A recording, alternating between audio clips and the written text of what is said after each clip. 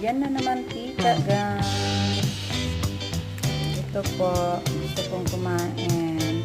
Tara guys, inani na itong sulod guys. So, ako na sayod. Pero try lang na to guys. Basi di ay. Ito na, nagbuto-buto na. Kamay, nagbuto-buto na siya.